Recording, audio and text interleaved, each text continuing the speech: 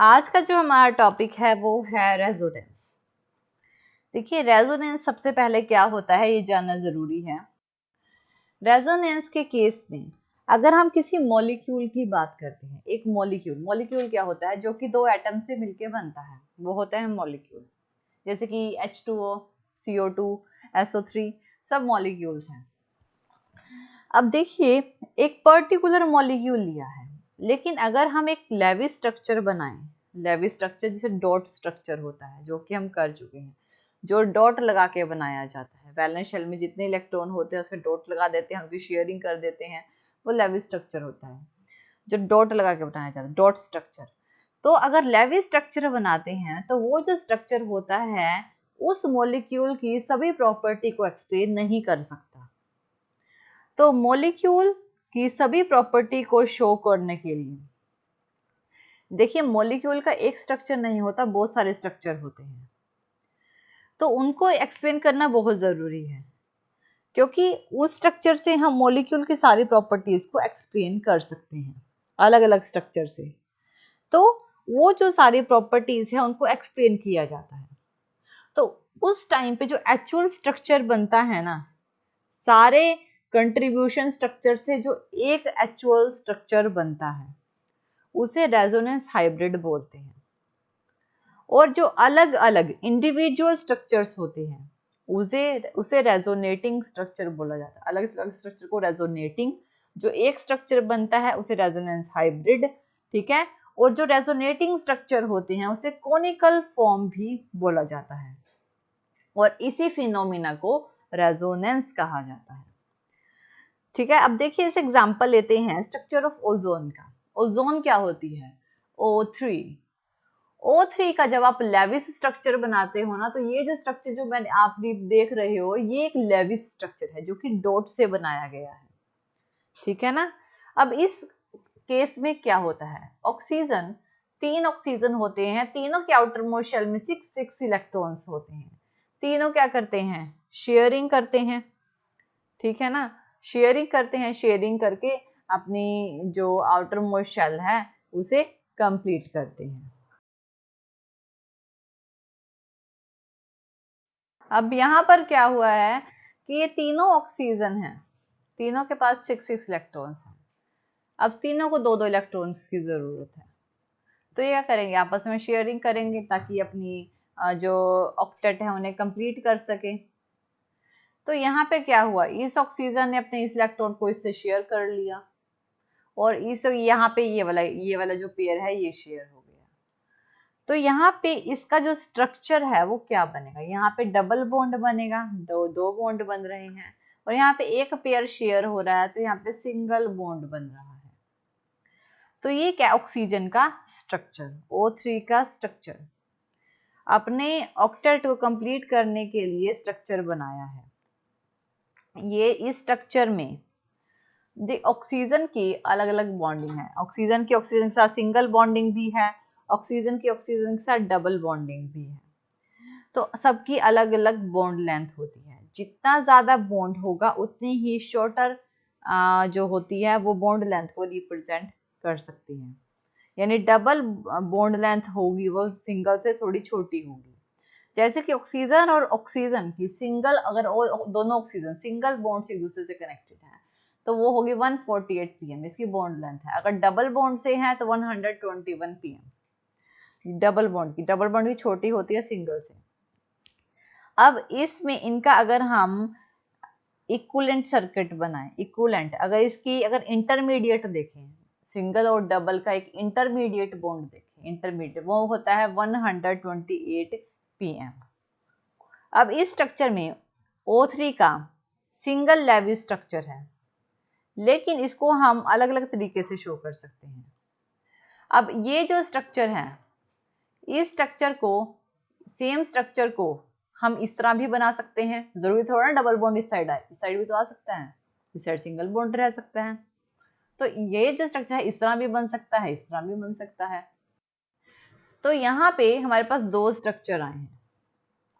ये जो फिनोमिना है, अब रेजोनेंट हाइब्रिड क्या होता है?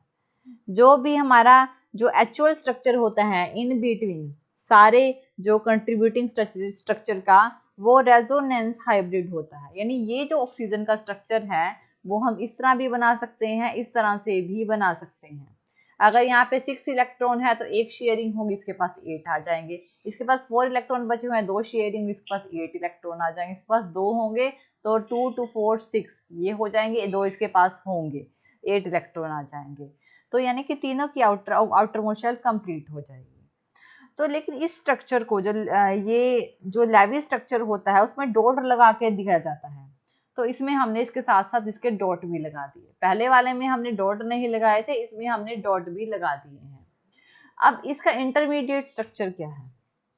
इंटरमीडिएट स्ट्रक्चर जो कि बेटर रिप्रेजेंटेशन करता है हाइब्रिड स्ट्रक्चर की, वो जो कि सुपर इम्पोज है स्ट्रक्चर्स का, वो है ये वाला स्ट्रक्चर। यानी कि ये क्या बता रहा है, डॉटेड लाइन क्या बता रही है कि जो डबल बॉन्ड है ना वो इस साइड भी आ सकता है और इस साइड भी आ सकता है। और इसका जो इंटरमीडिएट बॉन्ड लेंथ है वो है 128 pm की, जो कि मैंने अभी अभी कराई थी। तो इस स्ट्रक्चर में ये क्या रिप्रेजेंट कर रहा है, इंडिकेट कर रहा है कि ये क्या है, सिर्फ एक स्टेबल हाइब्रिड फॉर्म को, यानी कि इनकी एक फॉर्म बता रहा है, एक स्टेबल हाइब्रिड फॉर्म को ये रिप्रेजेंट कर रहा है। और इसके अलावा ये क्या बता रहा है, एक फॉर्म इसने बताई, दूसरा ये सिमेट्रिकल फॉर्म को बता रहा है। दो ऑक्सीजन O और O जो कि सिंगल बॉन्ड से हैं, उनकी सेम वेवलेंथ, यानी कि यहाँ पे इसकी जो लेंथ अलग थी, यहाँ पे अलग थी, इनकी सेम बता रहा है, 128 ही बता रहा है। बल्कि पहले वाले में अलग अलग बताई गई थी, सिंगल की और डबल की अलग अलग बताई गई थी। तो इस तरह से इसे रिप्रेजेंट करते हैं। दूसरा इसके कुछ रूल्स होते हैं। सबसे पहला इसका जो रूल्स होता है रेजोनेटिंग स्ट्रक्चर का, जो कंट्रीब्यूटिंग स्ट्रक्चर होते हैं उसमें एटम्स की पोजीशन नहीं बदलती, एटम की पोजीशन सेम रहती है, लेकिन सिर्फ इलेक्ट्रॉन की पोजीशन बदल जाती है।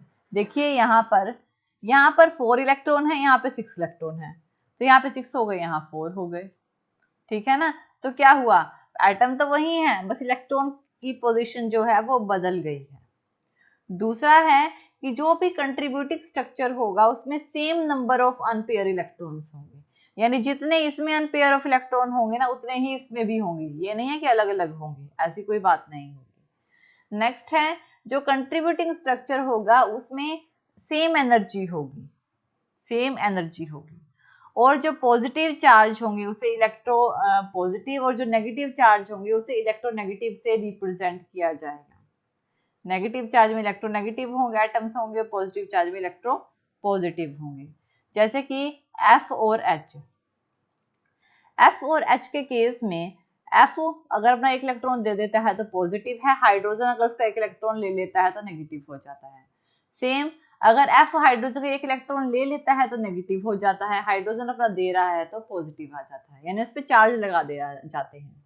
लेकिन ये वाला जो स्ट्रक्चर है ना, ये इम्प्लीमेंट नहीं होगा, ये स्ट्रक्चर इम्प्लीमेंट नहीं होगा, क्योंकि फ्लोरीन जो है वो हाई इलेक्ट्रोनेगेटिव होता है, वो पॉजिटिव नहीं होता है।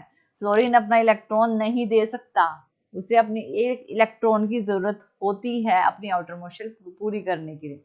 इसलिए ये स्ट्रक्चर जो है वो क्या है, सही नहीं माना जाता है, इसको रिजेक्ट कर दिया जाता है। ठीक है, अब ये तो है इसके रूल्स। नेक्स्ट है कि जैसे कि हम और स्ट्रक्चर देते हैं, CO2 का स्ट्रक्चर, कार्बन डाइऑक्साइड CO2 आपस में कंबाइन होते हैं, तो क्या होगा, इसके पास 6 है, इसके पास 6 है, इसके पास 4 है। ये क्या दो इलेक्ट्रॉन्स को शेयर कर लेगा, ठीक है ना। ऑक्सीजन के पास भी 8 8 और 8 हो जाएंगे। तो इसका स्ट्रक्चर क्या है, इस तरह से दोनों में डबल डबल बॉन्ड लग जाएगा, यहाँ भी डबल बॉन्ड, यहाँ भी डबल बॉन्ड। लेकिन इस स्ट्रक्चर को हम ऐसे भी तो बना सकते हैं, मान लीजिए यहाँ पे ट्रिपल बॉन्ड कर दिया और यहाँ पे सिंगल बॉन्ड कर दिया, ये पॉजिटिव हो गया और ये नेगेटिव लगा दिया। या फिर इस तरह से बना दे, यहाँ पे सिंगल बॉन्ड कर दिया, यहाँ ट्रिपल बॉन्ड कर दिया, नेगेटिव हो गया, ये पॉजिटिव हो गया। ठीक है, देखिए आपको इस चीज में कंफ्यूज होने की जरूरत नहीं है कि स्ट्रक्चर किस तरह से बने हैं, क्योंकि ये जो स्ट्रक्चर बनते हैं ना, रेजोनेंस स्ट्रक्चर जो होते हैं, ये स्ट्रक्चर इमेजिनरी स्ट्रक्चर होते हैं। इन स्ट्रक्चर इमेजिनरी स्ट्रक्चर होते हैं, ये रियल में एग्जिस्ट नहीं करते हैं, ये रियल में एग्जिस्ट नहीं करते हैं। ये स्ट्रक्चर है CO2 का, यानी यहाँ ये कहने का मतलब है डबल बॉन्ड है तो यहाँ ट्रिपल बॉन्ड और यहाँ सिंगल बॉन्ड भी तो आ सकता है। या फिर यहाँ सिंगल बॉन्ड यहाँ ट्रिपल बॉन्ड भी तो आ सकता है, ये कहने का मतलब है। नेक्स्ट, अब देखिए कार्बन और ऑक्सीजन के पास में डबल बॉन्ड होता है, उसकी जो बॉन्ड लेंथ होती है 121 pm की होती है, लेकिन ट्रिपल की 110 यानी डबल से कम होती है। अब जैसे कि स्ट्रक्चर ऑफ बेंजीन देखिए, C6O2, बेंजीन का स्ट्रक्चर कुछ इस तरह का होता है। इस स्ट्रक्चर को हम अलग अलग फॉर्म में बना सकते हैं। ये स्ट्रक्चर ऐसा भी हो सकता है या फिर इस फॉर्म में भी हो सकता है, इसके अलावा इस फॉर्म में भी हो सकता है या फिर इस फॉर्म में भी हो सकता है। तो ये जो सारे स्ट्रक्चर बेंजीन के ही हैं। ये जो दोनों स्ट्रक्चर है ना, फर्स्ट और सेकंड, ये ज्यादातर यूज किए जाते हैं। इस दोनों स्ट्रक्चर को क्यूल स्ट्रक्चर बोला जाता है। और इसके अलावा ये जो तीनों स्ट्रक्चर हैं इसे डिवार स्ट्रक्चर बोला जाता है। अब इनकी एक एनर्जी होती है रेजोनेंस एनर्जी से बोला जाता है। अलग अलग एनर्जी जो होती है रेजोनेंस हाइब्रिड की, वो जो होती है जो मोस्ट स्टेबल कंट्रीब्यूटिंग स्ट्रक्चर को बताती है, वो रेजोनेंस एनर्जी होगी।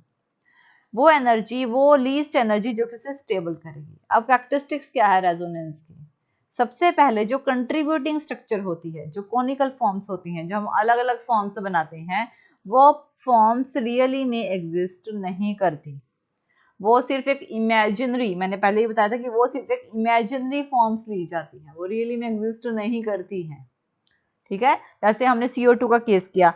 अब CO2 के केस में हम स्ट्रक्चर तो वही बनाते हैं ना जो मैंने पहला स्ट्रक्चर बनाया था। सेकंड और थर्ड तो हमने एक रेजोनेंस बना दिया कि वो ट्रिपल भी हो सकता है या सिंगल भी हो सकता है, दूसरी साइड ट्रिपल या फर्स्ट साइड सिंगल हो सकता है। ठीक है, तो वो रियली में एग्जिस्ट नहीं करते, वो सिर्फ इमेजिनरी होते हैं। लेकिन सिर्फ रेजोनेंस हाइब्रिड जो होता है वो रियलिटी में एग्जिस्ट करता है।